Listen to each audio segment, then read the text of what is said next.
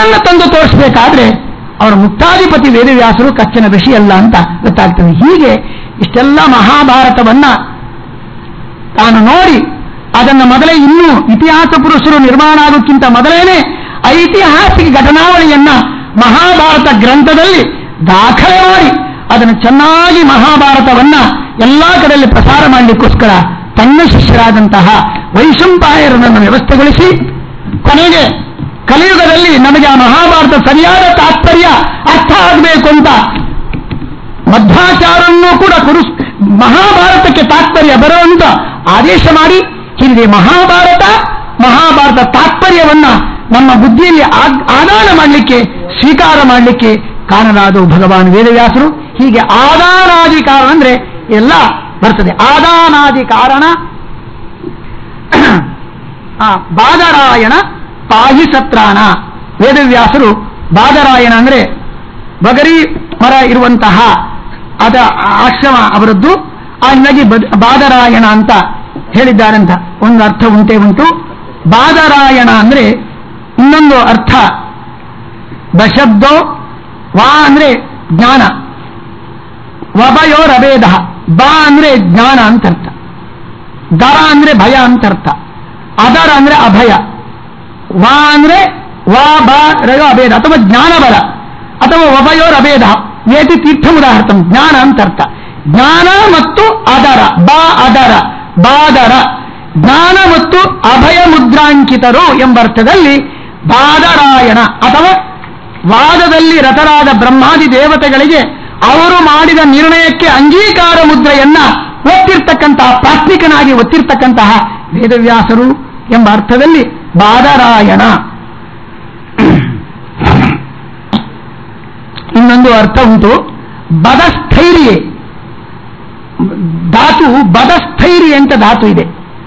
ಬದ ಅಂದ್ರೆ ಸ್ಥೈರ್ಯ, ಬಾದನ್ ಶ್ರೇಷ್ಠವಾದ ಸ್ಥೈರ್ಯ, ರ ಅಂದ್ರೆ ಕೊಡ್ತಕ್ಕಂತಹದ್ದು.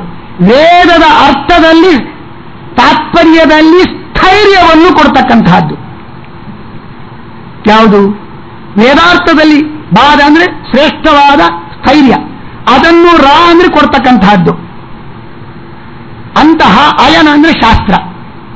ವೇದಾರ್ಥದಲ್ಲಿ ಸ್ಥೈರ್ಯವನ್ನು ಕೊಡ್ತಕ್ಕಂತಹ ಅಯನ ಶಾಸ್ತ್ರ ಅಂದ್ರೆ ಬ್ರಹ್ಮಸೂತ್ರ. ಅದನ್ನ ಮಾಡಿದ್ರಿಂದಾಗಿ ಕೂಡ ಬಾದರಾಯಣ. ಮತ್ತೆ ಇನ್ನೊಂದು ಹೇಳಬೇಕಂತ ಅನಿಸ್ತಾ ಇದೆ, ವೇದವ್ಯಾಸರು ಚಾಂದ್ರಾಯಣರು ಅಂತ. ಮಾನವೋ ಬದರ ಸಿಂಧು. ಬದರ ಅಂದ್ರೆ ಚಂದ್ರನಿಗೆ ಹೆಸರು, ಬಾದರ ಅಂದ್ರೆ ಚಾಂದ್ರ ಅಯನ, ಚಾಂದ್ರಾಯಣ. ವೇದವ್ಯಾಸರಿಗೆ ಚಾಂದ್ರಾಯಣ ಸಮ್ಮತ. ಅದನ್ನು ವಾದಿರಾಜರು ಹೇಳ್ತಾ ಇದ್ದಾರೆ. ಯಾಕಂದ್ರೆ ಈ ಪಾಂಡವರು ಅಜ್ಞಾತವಾಸನ ಮಧ್ಯದಲ್ಲಿ ಸಿಕ್ಕಾಕೊಂಡ್ರು, ಅವರು ಟೈಮ್ ಇನ್ನೂ ಆಗಿರ್ಲಿಲ್ಲ ಅಂತ ಹೇಳಿದ್ರೆ ಅದಕ್ಕೆ ಹೇಳ್ತಾ ಇದ್ದಾರೆ ಆಚಾರ್ಯರು, ಚಾಂದ್ರಮಾನ ರೀತ್ಯ ಆಗಿದೆ, ಅವರ ಪಿರಿಯಡ್ ಮುಗಿದಿದೆ ಅಂತ ಹೇಳ್ತಾರೆ. ಯತಿಗಳು ಯಾವಾಗಲೂ ಕೂಡ ಯಾಜ್ಞಿಕರು ಯತಿಗಳು ವಿಶೇಷವಾಗಿ ಚಾಂದ್ರಮಾನವನ್ನು ಅನುಸರಿಸ್ತಾರೆ. ಹಾಗಾಗಿ ಚಾಂದ್ರಮಾನ ರೀತ್ಯ. ಯಾಕೆಂದ್ರೆ ಮಾಸ ಮತ್ತು ವರ್ಷ ಇದಕ್ಕೆಲ್ಲ ಯಾರು ಲೆಕ್ಕ ಹಾಕಬೇಕು ಅಂತ ಹೇಳಿಬಿಟ್ರೆ ಕೇವಲ ದಿನಕ್ಕೆ ಅಧಿಪತಿ ಯಾರು? ಸೂರ್ಯ. ಮಾಸ ಅಬ್ದ ಪಕ್ಷಕ್ಕೆಲ್ಲ ಅಧಿಪತಿ ಚಂದ್ರ. ಹಾಗಾಗಿ ನಾವು ಈಗ ವರ್ಷ ಇತ್ಯಾದಿ ಲೆಕ್ಕಾಚಾರ ಮಾಡೋದಾದ್ರೆ ಚಾಂದ್ರಮಾನ ರೀತ್ಯ ಮಾಡಬೇಕು ಅಂತ ಅಲ್ಲಿ ಹೇಳ್ತಾರೆ ವಾದಿರಾಜರ ಸ್ವಾಮಿಗಳು. ಅದನ್ನು ತಾತ್ಪರ್ಯದಲ್ಲಿಯೂ ಕೂಡ ಆ ರೀತಿಯಾಗಿ ಹೇಳಿದ್ದಾರೆ. ಹಾಗಾಗಿ ಬಾದರಾಯಣ ಅಂದ್ರೆ ಚಾಂದ್ರಮಾನವನ್ನು ಅನುಸರಿಸಿ ಪಾಂಡವರು ಮಾಡಿರತಕ್ಕಂಥ ಅಜ್ಞಾತವಾಸ ಸರಿಯಾಗಿದೆ, ಅವರು ಪಿರಿಯಡ್ಕ್ಕಿಂತ ಮೊದಲು ಅವಧಿಗಿಂತ ಮೊದಲು ಅವರು ಕಂಡಿಲ್ಲ ಎಂದು ಅಭಿಪ್ರಾಯ ಇಲ್ಲಿ ಹೇಳ್ಬೋದು. ಬಾದರಾಯಣ ಪಾಹಿ ಸತ್ರಾಣ. ಅಂತಹ ವೇದವ್ಯಾಸರು ಸತ್ರಾಣ ಸಜ್ಜನರನ್ನೆಲ್ಲ ತತ್ವಜ್ಞಾನ ಅಮೃತವನ್ನು ಸೇಚನ ಮಾಡಿ ದೃಶಾ ಮಹಾಜ್ಞಾನ ಭುಜಂಗದಷ್ಟಂ, ಅಜ್ಞಾನ ಎಂಬ ಸರ್ಪದಿಂದ ರಕ್ಷಣೆ ಮಾಡತಕ್ಕಂಥವರು ಭಗವಾನ್ ವೇದವ್ಯಾಸರು. ಎಲ್ಲ ದೊಡ್ಡ ಶತ್ರು ಯಾವುದು ಅಂದ್ರೆ ಶತ್ರುನಾಶೋ ಅಥವಾ ಅಜ್ಞಾನನಾಶ. ದೊಡ್ಡ ಶತ್ರು ಅಜ್ಞಾನ ಎಂಬ ಶತ್ರುವಿನಿಂದ ನಮ್ಮನ್ನು ರಕ್ಷಣೆ ಮಾಡೋರು ಭಗವಾನ್ ವೇದವ್ಯಾಸರು. ಅತ್ಯುತ್ತಮವಾದ ರಕ್ಷಣೆ ಕೊಡ್ತಕ್ಕಂಥವರು ಭಗವಾನ್ ವೇದವ್ಯಾಸರು. ಅದಕ್ಕೆ ದ್ವೈಪಾಯನೋ ಭಗವಾನ್ ಮಾಂ ಅಪ್ರಬೋಧಾತ್, ಅಜ್ಞಾನದಿಂದ ವೇದವ್ಯಾಸರು ನಮ್ಮನ್ನು ರಕ್ಷಣೆ ಮಾಡಲಿ ಅಂತ ನಾರಾಯಣ ಕವಚದಲ್ಲಿ ಇದೆ. ಹೀಗೆ ಪಾಹಿ ಸತ್ರಾಣ ಶ್ರುತಮ್ಮೇ ಗೋಪಾಯ, ಓದಿಕೊಂಡದ್ದನ್ನೆಲ್ಲ ನನಗೆ ರಕ್ಷಣೆ ಮಾಡು ಕೇಳಿದ ವಿದ್ಯೆಯನ್ನೆಲ್ಲ ಹೃದಯದಲ್ಲಿ ರಕ್ಷಣೆ ಮಾಡು ಎಂಬ ಪ್ರಾರ್ಥನೆಯು ಅದರಲ್ಲಿ ಸೇರಿದೆ. ಕಲಿಯುಗದಲ್ಲಿ ಅಂತೂ ಕಲಿಮಾಲಿನ್ಯವನ್ನು ಪರಿಹಾರ ಮಾಡತಕ್ಕಂಥ ಎರಡು ರೂಪ ಅಂದ್ರೆ ಒಂದು ವಾಸಿಷ್ಠ ಕೃಷ್ಣ, ಇನ್ನೊಂದು ಯಾದವ ಕೃಷ್ಣ. ಎರಡು ರೂಪಗಳನ್ನು ಕೂಡ ವಿಶೇಷವಾಗಿ ಉಪಾಸನೆ ಮಾಡಬೇಕು. ಹಾಗೆ ಕಲಿಮಾಲಿನ್ಯದಿಂದ ನಮ್ಮನ್ನು ರಕ್ಷಣೆ ಮಾಡತಕ್ಕಂಥ ವಿಶಿಷ್ಟ ರೂಪ ಅಂದ್ರೆ ನೀಲಮೇಘಶ್ಯಾಮವಾದಂತಹ ಭಗವಾನ್ ವೇದವ್ಯಾಸ ರೂಪ. ಆ ದೃಷ್ಟಿಕೋನದಿಂದ ಪಾಯಿ ಸತ್ರಾಣ ಅಂತ ಹೇಳಿದ್ದಾರೆ. ಹೀಗೆ ಭಗವಾನ್ ವೇದವ್ಯಾಸರ ಸನ್ನಿಧಾನದಲ್ಲಿ ದಾಸ ಸಾಹಿತ್ಯದಲ್ಲಿ ಯಾವ ರೀತಿಯಾಗಿ ವೇದವ್ಯಾಸರ ಪರಿಚಯ ಜಗನ್ನಾಥ ದಾಸರು ಮಾಡಿದ್ದಾರೆ ಎಂಬುದನ್ನ ಇಲ್ಲಿ ಇದು ಮಾಡ್ತಾ ಇದ್ದೇವೆ. ಸಮಯ ಆಗಿರಬೇಕು, ತುಂಬಾ ಸಮಯ ಆಯಿತು. ಭಗವಾನ್ ವೇದವ್ಯಾಸರಿಗೆ ಗುರುವಂತರ್ಗತರಾಗಿರ್ತಕ್ಕಂತಹ ವೇದವ್ಯಾಸರಿಗೆ ಇದನ್ನ ಅರ್ಪಣೆ ಮಾಡ್ತಾ ಇದ್ದೇವೆ ಅಂತ ಹೇಳ್ತಾ ನಮ್ಮ ಮಾತನ್ನು ಕೃಷ್ಣ ಅನ್ಕೊಂತಾರೆ. ಪರಮ ಪೂಜ್ಯ ಶ್ರೀಪಾದಂಗಳವರ ಮುಖದಿಂದ ವೇದವ್ಯಾಸರ ಬಗ್ಗೆ ಅದ್ಭುತವಾದ ಚಿಂತನೆಯನ್ನ ಜಗನ್ನಾಥದಾಸರ ಮಾಡಿದಂತಹ ಶ್ಲೋಕದ ಮೂಲಕ ನಮ್ಮ ಮುಂದೆ ಪ್ರಸ್ತುತಪಡಿಸಿದ್ದಾರೆ. ಅವರಿಗೆ ಅನಂತ ದಂಡವತ್ ಪ್ರಣಾಮಗಳನ್ನು ಸಲ್ಲಿಸುತ್ತಾ ಈಗ ಪ್ರಥಮ ಗೋಷ್ಠಿಯ ಎರಡನೆಯ ಪ್ರಬಂಧ ಮಂಡನೆ ಡಾಕ್ಟರ್ ಆನಂದ ತೀರ್ಥಾಚಾರ್ಯ ನಾಗಸಂಪಿಗೆ ಬೆಂಗಳೂರು ಅವರಿಂದ ರುದ್ರದೇವರ ಸಾಧನೆ. ಮಧ್ಯಾಹ್ನ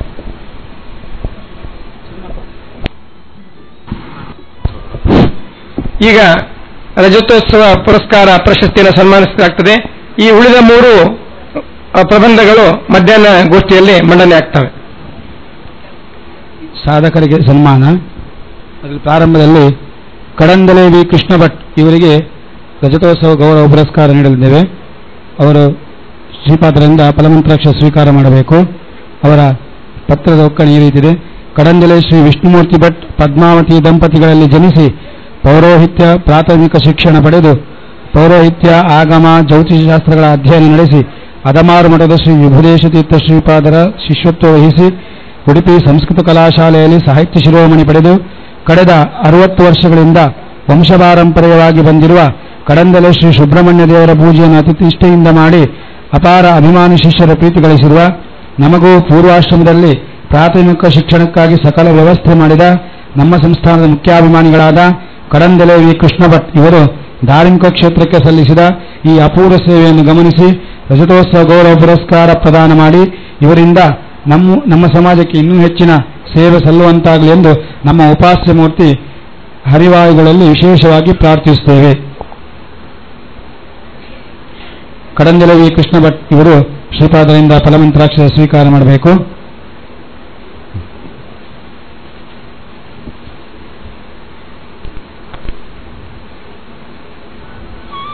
ಇನ್ನೋರ್ವ ಸಾಧಕರು ನಡಿಗೊತ್ತು ಶ್ರೀ ವಾಸುದೇವ ತಂತ್ರಿ ದಂಪತಿಗಳು ಶ್ರೀಪಾದರಿಂದ ಫಲಮಂತ್ರಾಕ್ಷರ ಸ್ವೀಕಾರ ಮಾಡಬೇಕು.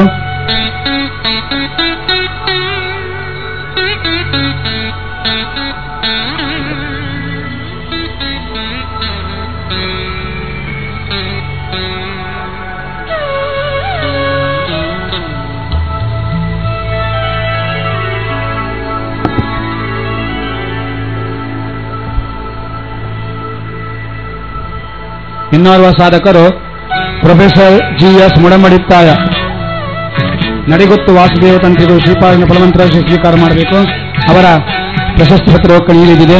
ಶ್ರೀ ನರಸಿಂಹ ತಂತ್ರಿ ಜಲದಾಕ್ಷಿ ದಂಪತಿಗಳಲ್ಲಿ ಜನಿಸಿ ಪಿತೃಪಾದರಿಂದಲೇ ವೇದ ಪೌರೋಹಿತ್ಯ ಅಧ್ಯಯನ ನಡೆಸಿ ಪಾದೂರು ನರಸಿಂಹ ತಂತ್ರಿ ಹಾಗೂ ಬೆಳ್ಮಣ್ ಮಧುರಾಯ ಭಟ್ಟರಲ್ಲಿ ಆಗಮ ಜ್ಯೋತಿಷಿಗಳ ವಿಶೇಷ ಅಧ್ಯಯನ ಮಾಡಿ ಬೆಳ್ಮಣ್, ಸಾಂತೂರು, ಪಿಲಾರ್, ಪುನಾರ್, ನಾಳ, ಬೋಳ ದೇವಸ್ಥಾನಗಳ ತಂತ್ರಿಸ್ಥಾನವನ್ನು ಯಶಸ್ವಿಯಾಗಿ ನಿರ್ವಹಿಸಿ ಹಲವಾರು ಕುಟುಂಬಗಳಿಗೆ ಪುರೋಹಿತರಾಗಿ ಮಾರ್ಗದರ್ಶನ ಮಾಡುತ್ತಾ ಅಪಾರ ಶಿಷ್ಯ ಸಂಪತ್ತನ್ನು ಹೊಂದಿರುವ 80ರ ಇಳಿ ವಯಸ್ಸಿನಲ್ಲೂ ಚೈತನ್ಯದ ಚಿಲನೆಯಂತಿರುವ ನಮ್ಮ ಸಂಸ್ಥಾನ ಮುಖ್ಯಾಭಿಮಾನಿಗಳಾದ ನಡಿಗೊತ್ತು ಶ್ರೀ ವಾಸುದೇವ ತಂತ್ರಿ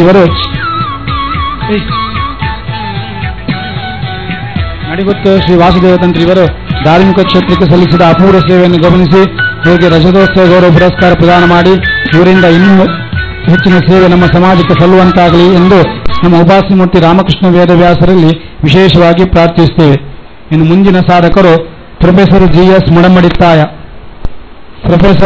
ಮುಡಮಡಿತ್ತಾಯ ಇವರ ಸನ್ಮಾನ ಪತ್ರ ಈ ರೀತಿಗೆ ಉಪನ್ಯಾಸಕರಾಗಿ, ಪ್ರಾಂಶುಪಾಲರಾಗಿ, ಸಹಸ್ರಾರು ಶಿಕ್ಷಕರಿಗೆ ಮಾರ್ಗದರ್ಶಕರಾಗಿ ಶಿಕ್ಷಣಕ್ಕೆ ಸಂಬಂಧಿಸಿದ 50ಕ್ಕೂ ಅಧಿಕ ಪುಸ್ತಕಗಳನ್ನು ರಚಿಸಿ ಪಠ್ಯಪುಸ್ತಕದ ಸಂಯೋಜಕರಾಗಿ ಹೀಗೆ ಹಲವಾರು ರೀತಿಯಲ್ಲಿ ಶೈಕ್ಷಣಿಕ ಸಂಸ್ಥೆಯಲ್ಲಿ ತಮ್ಮನ್ನು ತೊಡಗಿಸಿಕೊಂಡು 1989ರ ಸಾಲಿನ ರಾಷ್ಟ್ರೀಯ ಉತ್ತಮ ಶಿಕ್ಷಕ ಹಾಗೂ 2005ರ ಸುವರ್ಣ ಕರ್ನಾಟಕ ರಾಜ್ಯೋತ್ಸವ ಪ್ರಶಸ್ತಿ ಪಡೆದು ಶಿಕ್ಷಣ ಕ್ಷೇತ್ರದಲ್ಲಿ ಆಳವಾದ ಪಾಂಡಿತ್ಯ ಹೊಂದಿ ಯುವ ವಯಸ್ಸಿನಲ್ಲಿಯೂ ಶಿಕ್ಷಣಕ್ಕೆ ಶಕ್ತಿಯಾಗಿ ನಿಂತಿರುವ ನಮ್ಮ ಸಂಸ್ಥಾನ ಮುಖ್ಯಾಭಿಮಾನಿಗಳಾದ ಪ್ರೊಫೆಸರ್ GS ಮುಣಂಬಡಿತ್ತ ಇವರು ಶೈಕ್ಷಣಿಕ ಕ್ಷೇತ್ರಕ್ಕೆ ಸಲ್ಲಿಸಿದ ಈ ಅಪೂರ್ವ ಸೇವೆಯನ್ನು ಗಮನಿಸಿ ಇವರಿಗೆ ರಜತೋತ್ಸವ ಗೌರವ ಪುರಸ್ಕಾರ ಪ್ರದಾನ ಮಾಡಿ ಇವರಿಂದ ಇನ್ನೂ ಹೆಚ್ಚಿನ ಸೇವೆ ನಮ್ಮ ಸಮಾಜಕ್ಕೆ ಸಲ್ಲುವಂತಾಗಲಿ ಎಂದು ನಾವು ವಿಶೇಷವಾಗಿ ಹರಿವಾಯು ಗುರುಗಳಲ್ಲಿ ಪ್ರಾರ್ಥಿಸುತ್ತೇವೆ. ಶ್ರೀ ಶ್ರೀ ವಿದ್ಯಾಧೀಶ ತೀರ್ಥ ಶ್ರೀಪಾದರು, ಕುಲಪತಿಗಳು ಶ್ರೀ ಯೋಗತೀರ್ಥ ವಿದ್ಯಾಪೀಠ ತಲೆಮಾರು. ಪ್ರಾತಃ ಕಾಲದ ದಾಸಸಾಹಿತ್ಯ ಗೋಷ್ಠಿ ಮುಗಿಯಿತು. ಈಗ ಅನುಗ್ರಹ ಸಂದೇಶ ಪರಮ ಪೂಜ್ಯ ಪೇಜಾವರ ಶ್ರೀಪಾದರಿಂದ. ನಂತರ ಮುಂದಿನ ಗೋಷ್ಠಿಯಲ್ಲಿ 3 ಪ್ರಬಂಧಗಳ ಮಂಡನೆ ಆಗ್ತಾ ಇದೆ ಮಧ್ಯಾಹ್ನ 2 ಗಂಟೆಗೆ. ಅದಕ್ಕೆ ಪೂರ್ವದಲ್ಲಿ ಪೂಜ್ಯ ಶ್ರೀಪಾದರಿಂದ ಅಧ್ಯಕ್ಷೀಯ ಭಾಷಣ.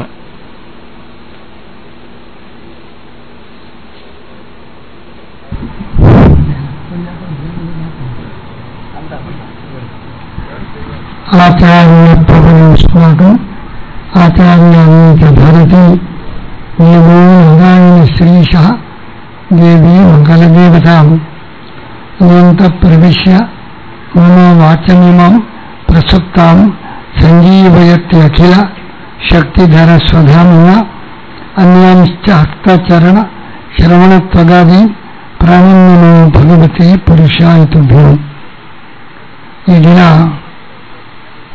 ದಾಸ ಸಾಹಿತ್ಯದ ಸಮಾವೇಶದಲ್ಲಿ ನಡೆಯುತ್ತಾ ಇದೆ. ಇವತ್ತು ಬಹಳ ವೈಶಿಷ್ಟ್ಯಪೂರ್ಣವಾದ ದಿವಸ. ಹನುಮಂತ ಜಯಂತಿಯನ್ನು ನಾವು ಆಚರಿಸ್ತಾ ಇದ್ದೇವೆ.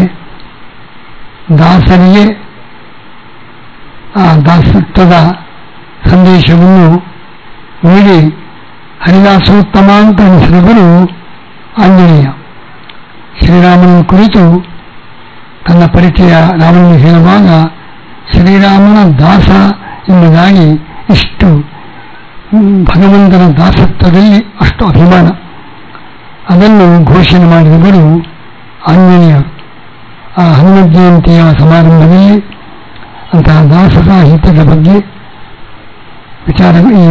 ವಿಚಾರಗೋಷ್ಠಿಯನ್ನು ನಡೆಯುತ್ತಿರುವುದು ಸೂಕ್ತ. ಅದರಲ್ಲಿಯೂ ಕೂಡ ಇವತ್ತು ಯಾರ ದಾಸ ರಾಘವೇಂದ್ರನ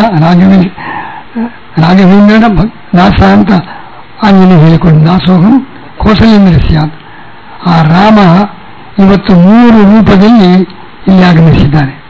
ಇವತ್ತು ಇಲ್ಲಿ ಪೇಜಾವರ ಮಠದ ಶ್ರೀರಾಮ ಆಚಾರ್ಯ ಕರಾರ್ಚಿತ, ಹಾಗೆ ಆಚಾರ್ಯ ಕರಾರ್ಚಿತ ಪಲಿಮಾರು ಮಠದ ಶ್ರೀರಾಮ, ಭಂಡಾರಿಕೇರಿ ಮಠದ ಶ್ರೀರಾಮ, 3 ರಾಮರು ಇವತ್ತಿಲ್ಲಿ ಒಂದೇ ದಿವಸದಲ್ಲಿ ಸೇರಿರುವುದು ಬಹಳ ಒಂದು ವೈಶಿಷ್ಟ್ಯಪೂರ್ಣವಾದ ಸಂಗತಿಯಾಗಿದೆ. ಇವತ್ತು ನಮಗೆ ಮಹಾಪೂಜೆ ಮಾಡುವಾಗ ಬಹಳ ಆನಂದವಾಯಿತು. ಒಂದೇ ಪೀಠದಲ್ಲಿ 3 ರಾಮರನ್ನು ಒಟ್ಟಿಗೆ ಕಂಡಾಗ ಒಂದು ರೋಮಾಂಚವಾಯಿತು. ಅಂಥ ಒಂದು ರಾಮನ ಸಮಾವೇಶದಲ್ಲಿ ಆಂಜನೇಯನ ಜಯಂತಿಯ ಸಂದರ್ಭದಲ್ಲಿ ದಾಸ ಸಾಹಿತ್ಯದ ಸಮಾವೇಶ ನಡೆಯುತ್ತಿರುವುದು ಬಹಳ ಅರ್ಥಪೂರ್ಣವಾಗಿದೆ. ಈ ದಾಸ ಸಾಹಿತ್ಯ ಇದರ ಬಗ್ಗೆ ಯಾವಾಗಲೂ ಚರ್ಚೆ. ಭಗವದ್ಗೀತೆಯಲ್ಲಿ ಸಾಂಖ್ಯ ಯೋಗ ಇದು ಬೇರೆ ಬೇರೆ ಅಂತ ಚರ್ಚೆ. ಕರ್ಮಯೋಗ ಬೇರೆ, ಜ್ಞಾನಯೋಗ ಬೇರೆ ಅಂತ ಆಚಾರ್ಯರು ಅಪ್ಪಣೆ ಕೊಡಿಸುತ್ತಾರೆ. ಕರ್ಮಯೋಗದಲ್ಲಿ ಜ್ಞಾನ ಇರಲೇಬೇಕು, ಇಲ್ಲದೆ ಹೋದರೆ ಅದರ ಕರ್ಮ ಫಲಕಾರಿಯಲ್ಲ. ಕರ್ಮಯೋಗದಲ್ಲಿ ಜ್ಞಾನ ಇದೆ. ಜ್ಞಾನಯೋಗಿಗಳಲ್ಲಿ ಏತಾದೃಶೋಪಚಾರಂ ಶ್ರೌತಂ ಸ್ಮಾರ್ತಂ ನ ಪರಿತ್ಯಜೇತ್. ಎಷ್ಟೇ ಅಪರೋಕ್ಷ ಜ್ಞಾನವೇ ಬರಲಿ, ಕರ್ತವ್ಯವನ್ನು ಅವರು ಮಾಡಿಯೇ ತೀರಬೇಕು. ಜ್ಞಾನಯೋಗಿಗಳಿಗೆ ಕರ್ತವ್ಯ ಕಡ್ಡಾಯ.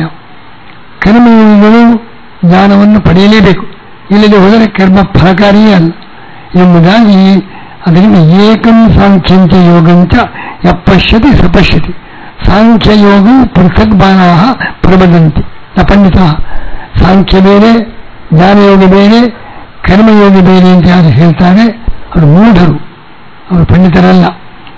ಸಾಂಖ್ಯ, ಜ್ಞಾನಯೋಗ, ಕರ್ಮಯೋಗ ಒಂದು ಅಂತ ತಿಳಿದರೆ ನಿಜವಾದ ಜ್ಞಾನಿ ಎಂಬುದಾಗಿ ಭಗವದ್ಗೀತೆಯಲ್ಲಿ ಕೃಷ್ಣ ಪರಮಾತ್ಮ ಹೇಳಿದ್ದನ್ನೇ ನಮ್ಮ ವ್ಯಾಸ ಸಾಹಿತ್ಯ ದಾಸ ಸಾಹಿತ್ಯದಲ್ಲಿಯೂ ಕೂಡ ಇದನ್ನೂ ಅನ್ವಯ ಮಾಡಬೇಕು. ಯಾಕೆಂದರೆ ವ್ಯಾಸ ಸಾಹಿತ್ಯದ ಮುಖ್ಯವಾದ ಉದ್ದೇಶ ಸರಿಯಾದ ವಿಪರೀತ ಜ್ಞಾನ ನಿರಾಕರಣೆ ಮಾಡಿ ಜ್ಞಾನವನ್ನು ಪಡೆಯುವುದು. ಆದರೆ ದಾಸ ಸಾಹಿತ್ಯದ ಮುಖ್ಯ ಗುರಿ ಜನರಲ್ಲಿ ಎಲ್ಲ ಜನರಲ್ಲಿಯೂ ಭಕ್ತಿಯ ಪ್ರಚೋದನೆ. ಭಕ್ತಿ ಇಲ್ಲದ ಜ್ಞಾನ ಅದು ಜ್ಞಾನವೇ ಆಗುವುದಿಲ್ಲ, ಜ್ಞಾನವಿಲ್ಲದ ಭಕ್ತಿ ಅದು ಫಲಕಾರಿಯಾಗುವುದಿಲ್ಲ. ಅದರಿಂದ ಅಲ್ಲಿ ಹೇಗೆ ಸಾಂಖ್ಯ ಕರ್ಮಯೋಗ ಜ್ಞಾನಯೋಗ ಒಂದು ಬೇರೆ ಅಲ್ಲ, ಅದರಂತೆ ಯಾರು ದಾಸಾಹಿತ್ಯ ವ್ಯಾಸಾಹಿತ್ಯ ಎರಡನ್ನು ಕೂಡ ಬೇರ್ಪಡಿಸಬಾರದು, ಕರ್ಮಯೋಗ ಜ್ಞಾನಯೋಗವನ್ನು ಬೇರ್ಪಡಿಸಬಾರದು ಅಂತ ಕೃಷ್ಣ ಹೇಳಿದಂತೆ ವ್ಯಾಸಯೋ ಐಕ್ಯಂ ಯಪಶ್ಯತಿ ಸಪಶ್ಯತಿ. ವ್ಯಾಸಾಹಿತ್ಯಕ್ಕೂ ದಾಸಾಹಿತ್ಯಕ್ಕೂ ಐಕ್ಯವನ್ನು ಯಾರು ಕಾಣುತ್ತಾರೋ ಅವನೇ ಜ್ಞಾನಿ. ಆದ್ದರಿಂದ ಭಕ್ತಿ ಶಾಸ್ತ್ರಾಧ್ಯಯನ ಮಾಡತಕ್ಕವರಲ್ಲಿ ಭಕ್ತಿ ಬೇಕು. ಯಾರು ಭಕ್ತಿ ಮಾರ್ಗದಲ್ಲಿ ನಡೆಯುತ್ತಾರೆ ಅವರು ಜ್ಞಾನವನ್ನು ಪಡೆಯಬೇಕು. ಇದು ಎರಡು ಸೇರಿದಾಗ ಮಾತ್ರ ಅದು ಪರಿಪೂರ್ಣತೆ. ಆದ್ದರಿಂದ ವ್ಯಾಸಸಾಹಿತ್ಯ ನಮಗೆ ಈ ಸಾಹಿತ್ಯದಲ್ಲಿ ಪ್ರಭು ಸಂಹಿತ ಮತ್ತು ಕಂಠಾ ಸಂಹಿತ ಅನೇಕ ಉಂಟು. ಅಧಿಕಾರವಾಣಿಯಿಂದ ಮಾಡಬೇಕು ಅಂತ. ಇನ್ನೊಂದು ಕಾಂತಾ ಸಂಹಿತ, ಪತ್ನಿ ಬಹಳ ಪ್ರೀತಿಯಿಂದ ಪತಿಗೆ ಉಪದೇಶ ಕೊಡುವುದು ಸಾಹಿತ್ಯ. ಇದು ಕಾವ್ಯಗಳೆಲ್ಲ ಕಾಂತಾ ಸಂಹಿತ ಅಂತ. ಈ ದಾಸಸಾಹಿತ್ಯ ಮತ್ತು ವ್ಯಾಸಾಹಿತ್ಯ. ವ್ಯಾಸಾಹಿತ್ಯ ಪಿತೃ ಸಂಹಿತ, ನಮಗೆ ಆದೇಶ ಕೊಟ್ಟು ಈ ರೀತಿ ಇರಬೇಕು ಅಂತ, ಅದು ಪಿತೃ ಸಂಹಿತ ಸಾಹಿತ್ಯ. ನಮ್ಮ ದಾಸಸಾಹಿತ್ಯ ಮಾತೃ ಸಂಹಿತ ಸಾಹಿತ್ಯ, ತಾಯಿ ಕೊಟ್ಟ ಉಪದೇಶದಂತೆ. ದಾಸಸಾಹಿತ್ಯ ತಾಯಿ ಉಪದೇಶ, ಶಾಸ್ತ್ರ ಸಾಹಿತ್ಯ ತಂದೆಯ ಉಪದೇಶದಂತೆ. ಆದ್ದರಿಂದ ವ್ಯಾಸಸಾಹಿತ್ಯವನ್ನು ತಂದೆಯಿಂದ ನಾವು ನೋಡಬೇಕು, ವ್ಯಾಸಸಾಹಿತ್ಯವನ್ನು ತಾಯಿಯಿಂದ. ತಾಯಿ ಶ್ರೇಷ್ಠರು ತಂದೆ ಶ್ರೇಷ್ಠರು ತೀರ್ಮಾನ ಅಂತ ಇಬ್ಬರೂ ಬೇಕು. ಅದರಿಂದ ವ್ಯಾಸಸಾಹಿತ್ಯ ದಾಸಸಾಹಿತ್ಯ ಎರಡು ಜೊತೆಗೆ ಸೇರಿದಾಗ ಜ್ಞಾನ ಭಕ್ತಿಯನ್ನು ಬೆಳೆಸಿಕೊಂಡು ನಾವೆಲ್ಲರೂ ಕೂಡ ಪಂಡಿತರಿಗೂ ದಾಸಸಾಹಿತ್ಯ ಬೇಕು. ಹರಿಕಥಾಮೃತ ಸಾರೆಲ್ಲ ಓದದೆ ಹೋದರೆ ಪಂಡಿತರಿಗೂ ಕೂಡ ಕೆಲವು ಪ್ರಶ್ನೆಗಳಿಗೆ ಈ ತಾರತಮ್ಯ ದೈತ್ಯರಥ ಇದೆಲ್ಲ ವಿಷಯದಲ್ಲಿ ಅಷ್ಟು ಸ್ಪಷ್ಟವಾಗಿ ನಿಖರವಾಗಿ ಜ್ಞಾನ ಪಡೆಯಬೇಕಾಗಿದ್ದರೆ ದಾಸಸಾಹಿತ್ಯದ ಅಗತ್ಯ ಪಂಡಿತರಿಗೆ ಇದೆ. ದಾಸಸಾಹಿತ್ಯ ಓದಕ್ಕವರಿಗೂ ಕೂಡ ಶಾಸ್ತ್ರದಲ್ಲಿ ವಿಪರೀತ ಮತದ ವಿಮರ್ಶೆ ಮಾಡಿದ್ದಾರೆ. ಅದು ದಾಸಸಾಹಿತ್ಯ ಅಷ್ಟು ವಿಸ್ತಾರವಾಗಿಲ್ಲ. ನ್ಯಾಯಸುಧಾದಿ ಗ್ರಂಥಗಳಲ್ಲಿ ವಿಪರೀತ ಜ್ಞಾನ ಇನ್ನೊಬ್ಬರಿಗೆ ಬರಬಹುದಾದ ಸಂಶಯ ನಿವಾರಣೆಯಾಗಬೇಕಾಗಿದ್ದರೆ ಎಲ್ಲರಿಗೂ ಕೂಡ ಎರಡೂ ಅಗತ್ಯ. ಆದ್ದರಿಂದ ಅಂಥ ವ್ಯಾಸಸಾಹಿತ್ಯ ದಾಸಸಾಹಿತ್ಯದ ಸಮ್ಮೇಳನದ ಕಾರ್ಯಕ್ರಮ ನಮ್ಮ ವಿದ್ಯಾಧೀಶರ ನೇತೃತ್ವದ ಈ ಕಾರ್ಯಕ್ರಮದಲ್ಲಿ ನಡೆದಿದೆ. ಇದು ಒಳ್ಳೆ ಸ್ಫೂರ್ತಿಯನ್ನು ನೀಡುವ ಕಾರ್ಯಕ್ರಮ. ಇವತ್ತು ಈ ದಿವಸದಲ್ಲಿ ನಮ್ಮ ಭಂಡಾರಿಕೇರಿ ಶ್ರೀಪಾದಂಗಳವರನ್ನು ವಿದ್ಯಾಧೀಶ ತೀರ್ಥರು ಅವರ 60ನೇ ವರ್ಷದ ಅಂಗವಾಗಿ ನಾನು ಆ ಕಾರ್ಯಕ್ರಮದಲ್ಲಿ ಇರಬೇಕಿತ್ತು. ಅನಿವಾರ್ಯವಾಗಿ ನಾನು ಹೊರಡಬೇಕಾಗಿದೆ. ಸನ್ಮಾನಿಸುವ ಇಬ್ಬರು ಜೊತೆಗಿದ್ದು ಈ ಕಾರ್ಯಕ್ರಮ ನಡೆಯುತ್ತಾ ಇದೆ. ನಮಗೆ ಇವತ್ತಿಲ್ಲಿ ಭಾಗವಹಿಸಲು ತುಂಬ ಸಂತೋಷ. ಇಬ್ಬರು ಕೂಡ ವಿದ್ಯಾಮಾನ್ಯ ತೀರ್ಥರ 2 ಮಠ, ಭಂಡಾರಿಕೇರಿ ಮಠ, ಪಲ್ಯಮಾನ ಮಠ, ಇಬ್ಬರು ಕೂಡ ವಿದ್ಯಾಮಾನ್ಯ ತೀರ್ಥರ ಪ್ರತಿಬಿಂಬರಾಗಿ ಅವರಲ್ಲಿರ್ತಕ್ಕಂಥ ಶಾಸ್ತ್ರ ಪ್ರವಚನ ನಿಷ್ಠೆ, ಅವರಲ್ಲಿರ್ತಕ್ಕಂಥ ಔದಾರ್ಯ, ತಪಸ್ಸು ಎಲ್ಲವನ್ನು ಕೂಡ ನಮ್ಮ ವಿದ್ಯಾಧೀಶ ತೀರ್ಥರು ಮತ್ತು ವಿದ್ಯೇಶ ತೀರ್ಥರು ಇಬ್ಬರು ಕೂಡ ಅದನ್ನು ಪೂರ್ಣವಾಗಿ ಸ್ವೀಕರಿಸಿ ವಿದ್ಯಾಮಾನ್ಯ ತೀರ್ಥರ 2 ಪ್ರತಿಬಿಂಬಗಳಂತೆ 2 ಮಠದ ಅಧಿಪತಿಗಳು ವಿದ್ಯೇಶ ತೀರ್ಥರು ಮತ್ತು ವಿದ್ಯಾಧೀಶ ತೀರ್ಥರು. ಆ ವಿದ್ಯಾಧೀಶ ತೀರ್ಥರು ಮತ್ತು ವಿದ್ಯೇಶ ತೀರ್ಥರನ್ನು ಎಂದು ಸನ್ಮಾನಿಸ್ತಾ ಇದ್ದಾರೆ. ಅದು ಅತ್ಯಂತ ಸಂತಸದ, ನಾವು ಬಹಳ ತುಂಬ ಸಂತೋಷ ಪಡತಕ್ಕಂತಹ ಕಾರ್ಯಕ್ರಮ ಮಧ್ಯಾಹ್ನದ ನಂತರ ನಡೆಯಲಿದೆ. ನಮಗೂ 2 ಮಠಗಳಿಗಿರತಕ್ಕಂತಹ ಸಂಬಂಧ, ಪೇಜಾವರ ಮಠ, ಪಲ್ಯಮಾನ ಮಠ, ಪೇಜಾವರ ಮಠ, ಭಂಡಾರಿಕೇರಿ ಮಠ, ಇದು ಬೇರೆ ಬೇರೆ ಅಲ್ಲವೇ ಅಷ್ಟು ಅನ್ಯೋನ್ಯತೆ. ಅದಕ್ಕೋಸ್ಕರವೇ ನಾನು ಭಾವಿಸ್ತಾ ಇದ್ದೇವೆ. ನಮ್ಮ ಗುರುಗಳಾದ ವಿದ್ಯಾಮಾನ್ಯ ತೀರ್ಥರು ಇಬ್ಬರಿಗೂ ಹೆಸರಿರುವಾಗ ತಮ್ಮ ವಿದ್ಯೆ, ನಮ್ಮ ಹೆಸರನ್ನು ಈಶ, ಇದು ಎರಡನ್ನೂ ಕೂಡ ಸೇರಿಸಿ ಒಬ್ಬರು ವಿದ್ಯಾಧೀಶರು, ಒಬ್ಬರು ವಿದ್ಯೇಶರು.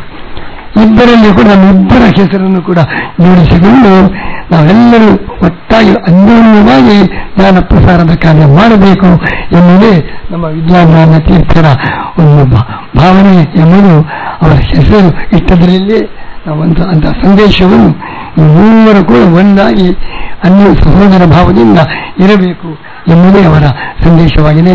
ಅಂತ ಮಧ್ಯಾಹ್ನದ ನಂತರದ ಈ ಒಂದು ಕಾರ್ಯಕ್ರಮ ಒಬ್ಬರು ಸಹೋದರರು ಇನ್ನೊಬ್ಬರು ಸಹೋದರರನ್ನು ಅಭಿನಂದಿಸುವಂತಹ ಈ ಕಾರ್ಯಕ್ರಮ ನಮಗೆಲ್ಲರಿಗೂ ಕೂಡ ಹೆಚ್ಚಿನ ಸಂತೋಷವನ್ನುಂಟು ಮಾಡುವ ಕಾರ್ಯಕ್ರಮ.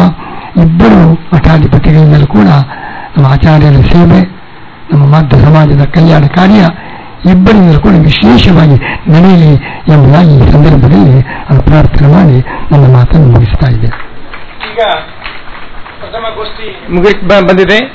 ಇದಕ್ಕೆ ಧನ್ಯವಾದ ಕಾರ್ಯಕ್ರಮವನ್ನು ಶ್ರೀ ಬಲರಾಮ್ ಭಟ್ ಅವರು ಪ್ರಸ್ತುತಪಡಿಸಲಿದ್ದಾರೆ.